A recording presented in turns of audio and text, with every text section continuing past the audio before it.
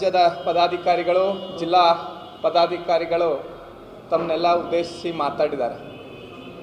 ಆದರೆ ತಾವು ಕೂಡ ಸುಮಾರು ದಿವಸದಿಂದ ಮಾಧ್ಯಮ ಮಿತ್ರರು ಈ ಬೆಳವಣಿಗೆಗಳನ್ನು ನೋಡ್ತಾ ಇರ್ಬೋದು.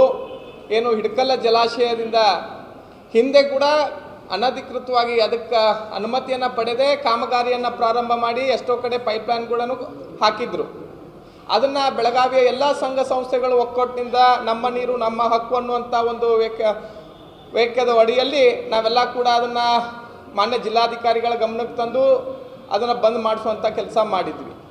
ಆದ್ರೆ ಈಗ ಮತ್ತೆ ಜಲಸಂಪನ್ಮೂಲ ಇಲಾಖೆಯಿಂದ ಅಧಿಕೃತವಾದಂಥ ಆದೇಶವನ್ನು ತಗೊಂಡು ಅದನ್ನು ಮತ್ತೆ ಕಾಮಗಾರಿಯನ್ನು ಪ್ರಾರಂಭ ಮಾಡಿದಾರಂದ್ರೆ ಇದು ಯಾವ ಈ ಜಿಲ್ಲೆಯ ಇಷ್ಟು ಜನರ ವಿರೋಧದ ಮಧ್ಯೆಯೂ ಕೂಡ ಕಾಮಗಾರಿ ಪ್ರಾರಂಭಿಸ್ತಾ ಅಂದರೆ ಯಾವ ಕಾಣದ ಕೈಗಳು ಇದರೊಳಗೆ ಕೆಲಸ ಮಾಡ್ತಾ ಇದ್ದಾವೆ ಅನ್ನುವಂಥದ್ದು ನಮಗೆ ಅನುಮಾನ ವ್ಯಕ್ತಪಡಿಸ್ತಾ ಇದೆ. ಯಾಕಂದ್ರೆ ಇಲ್ಲಿ ಏನು ಜನಪ್ರತಿನಿಧಿಗಳ ಇಚ್ಛಾಶಕ್ತಿ ಕೊರತೆನೋ ಏನೋ ಗೊತ್ತಾಗ್ತಾ ಇಲ್ಲ. ಪ್ರತಿ ಸಲ ನಮಗೆ ಜಿಲ್ಲೆಗೆ ಬಂದಿರುವಂಥ ಕಚೇರಿಗಳಾಗಿರ್ಬೋದು, ITBT ಕಂಪ್ನಿಗಳಾಗಿರ್ಬೋದು, ಎಲ್ಲರೂ ಕೂಡ ಹುಬ್ಬಳ್ಳಿ ಧಾರವಾಡದವರು ಅವರು ಕೇಂದ್ರದೊಳಗೆ ಅವ್ರದ್ದು ಒಂದು ಸ್ವಲ್ಪ ಪ್ರಭಾವ ಇರೋದ್ರಿಂದ ಅವರು ತಗೊಂಡು ತಮ್ಮ ಜಿಲ್ಲೆಗೆ ತಗೊಂಡು ಹೋಗ್ತಾ ಇದ್ದಾರೆ. ಸಾಕಷ್ಟು ಸರ್ಕಾರಿ ಕಚೇರಿಗಳೂ ಹಂಗಾದು, ಕೇಂದ್ರದ ಆದ್ಯಂತ ಕಚೇರಿಗಳೂ ಹಂಗಾದು, ಆಮೇಲೆ ITBT ಕಂಪ್ನಿಗಳೂ ಹಂಗಾದು. ಭಾಳಷ್ಟು ಏರ್ಪೋರ್ಟ್ ವಿಚಾರದಾಗೂ ಕೂಡ ಹುಬ್ಬಳ್ಳಿ ಧಾರವಾಡ ಅಲ್ಲಿಯ ಜನಪ್ರತಿನಿಧಿಗಳು ತಾವೆಲ್ಲ ಒಗ್ಗಟ್ಟು ಸೇರಿ ಬೆಳಗಾವಿಗೆ ಬಂದಿರುವಂಥ ಸ್ಕೀಮ್ಗಳನ್ನು ತಾವು ತಗೊಂಡೋದ್ರು. ಆದ್ರೆ ಈಗ ನಾವು ಹುಬ್ಬಳ್ಳಿ ಧಾರವಾಡ ನಗರಕ್ಕೆ ನಮ್ಮ ಮಲಪ್ರಭಾ ನದಿಯ ನವಿಲ್ ತೀರ್ಥ ಡ್ಯಾಮ್ನಿಂದ ಪ್ರತಿ ವರ್ಷವೂ ಏನು 3.5 TMC ಕುಡಿಯುವ ನೀರಿನ ಸಂಬಂಧಪಟ್ಟಂಗೆ, 2.5 TMC ರೈತರ 3 TMC ರೈತರ ಸಂಬಂಧಪಟ್ಟಂಗೆ ಮತ್ತು 2.5 TMC ಇನ್ನಿತರ ನೀರಾವರಿ ಯೋಜನೆಗಳಿಗೆ ನವಿಲ್ ತೀರ್ಥದ ನೀರಿನಿಂದ ಒಯ್ತಾ ಇದ್ದಾರೆ.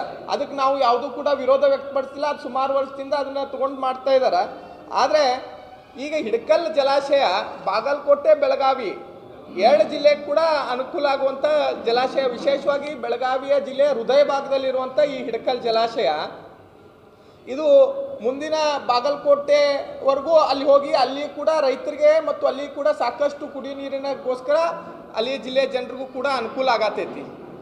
ಹಾಗಾಗಿ ಬಾಗಲಕೋಟೆ ನಾನು ಇಲ್ಲಿ ಈ ಒಂದು ಪತ್ರಿಕಾಗೋಷ್ಠಿ ಮುಖಾಂತರ ಬಾಗಲಕೋಟೆ ಎಲ್ಲ ಸಂಘ ಸಂಸ್ಥೆ ಅಲ್ಲಿ ಬಾಗಲಕೋಟೆ ಜನತೆಯನ್ನು ನಾನು ವಿನಂತಿ ಮಾಡ್ಕೋತೀನಿ, ಅವರು ಕೂಡ ಈ ಹೋರಾಟಕ್ಕೆ ಕೈ ಜೋಡಿಸ್ಬೇಕು.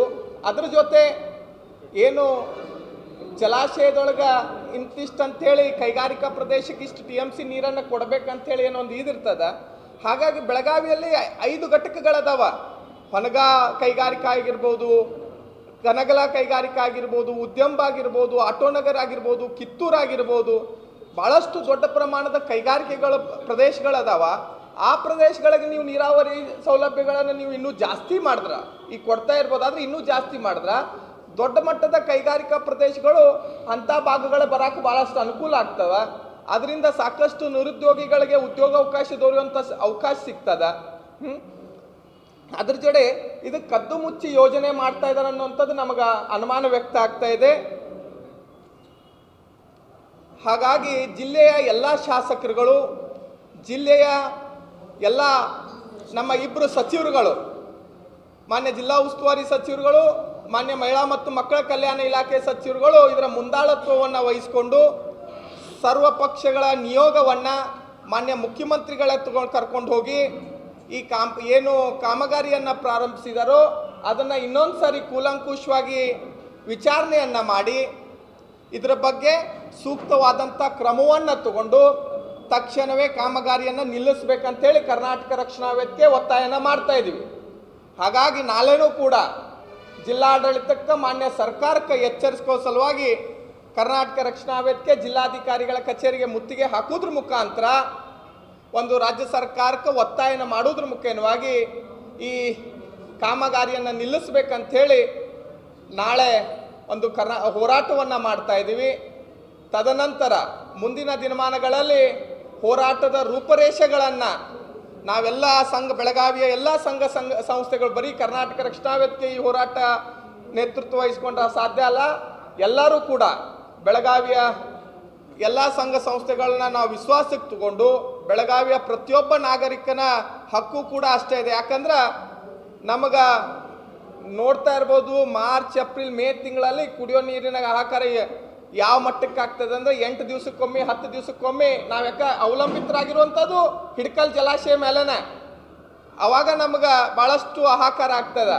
ಹಾಗಾಗಿ ಪ್ರತಿಯೊಬ್ಬ ಬೆಳಗಾವಿಯ ನಾಗರಿಕನಿಗೂ ಕೂಡ ನಾವು ಈ ಸಂದರ್ಭದಲ್ಲಿ ಕರೆ ಕೊಡ್ತಾ ಇದ್ದೀನಿ, ತಾವೆಲ್ಲರೂ ಕೂಡ ಈ ಹೋರಾಟಕ್ಕೆ ನಮ್ಮ ಕೈ ಜೋಡಿಸ್ಬೇಕು, ಪಾಲ್ಗೊಳ್ಬೇಕು, ಯಶಸ್ವಿಗೊಳಿಸ್ಬೇಕು. ಯಾಕಂದ್ರೆ ಜಾತ್ಯತೀತವಾಗಿ ಪಕ್ಷಾತೀತವಾಗಿ ಈ ಹೋರಾಟಕ್ಕೆ ಸಂಪೂರ್ಣವಾಗಿ ನಮ್ಮನ್ನ ನೀವು ಬೆಂಬಲಿಸ್ಬೇಕಂಥೇಳಿ ಈ ಮುಖೇನವಾಗಿ ತಮ್ಮೆಲ್ಲರಲ್ಲಿ ಕೇಳ್ಕೊಂತ ಪ್ರಸಂಗ ಬಿತ್ತೆ ಅಂದ್ರೆ ಏನಾದರೂ ಈ ವಿಷಯ ಸರ್ಕಾರ ಗಂಭೀರವಾಗಿ ತಗೊಳ್ಳಿಲ್ಲ ಅಂತಂದರೆ ಕರ್ನಾಟಕ ರಕ್ಷಣಾ ವೇದಿಕೆ ಯಾವ ಹೋರಾಟಕ್ಕೂ ಸಿದ್ಧರಾಗಿರ್ತೀವಿ, ಎಂಥ ಹೋರಾಟ ಎಂಥ ತ್ಯಾಗಕ್ಕೂ ಸಿದ್ಧರಾಗ್ತೀವಿ. ಪ್ರಸಂಗ ಬಿದ್ದರೆ ಜೈಲು ಬರೋ ಕಾರ್ಯಕ್ರಮನೂ ಮಾಡ್ತೀವಿ.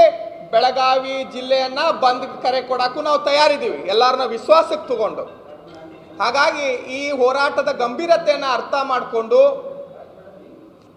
ಈ ಹೋರಾಟದ ರೂಪರೇಷೆನ ಅರ್ಥ ಮಾಡಿಕೊಂಡು ಇಲ್ಲಿಯ ಅಧಿಕಾರಿಗಳು, ಸಂಬಂಧಪಟ್ಟಂಥ ಇಲಾಖೆಯ ಅಧಿಕಾರಿಗಳು ಮತ್ತು ಮಾನ್ಯ ಸರ್ಕಾರದ ಗಮನಕ್ಕೆ ತಂದು ತಕ್ಷಣವೇ ನಿಲ್ಲಿಸುವಂಥ ಕೆಲಸ ಮಾಡಬೇಕು ಅಂಥೇಳಿ ಈ ಪತ್ರಿಕಾಗೋಷ್ಠಿ ಮುಖೇನವಾಗಿ ನಾ ಈ ಸಂದರ್ಭದಲ್ಲಿ ಕೇಳ್ಕೊತಾ ಇದ್ದೀನಿ.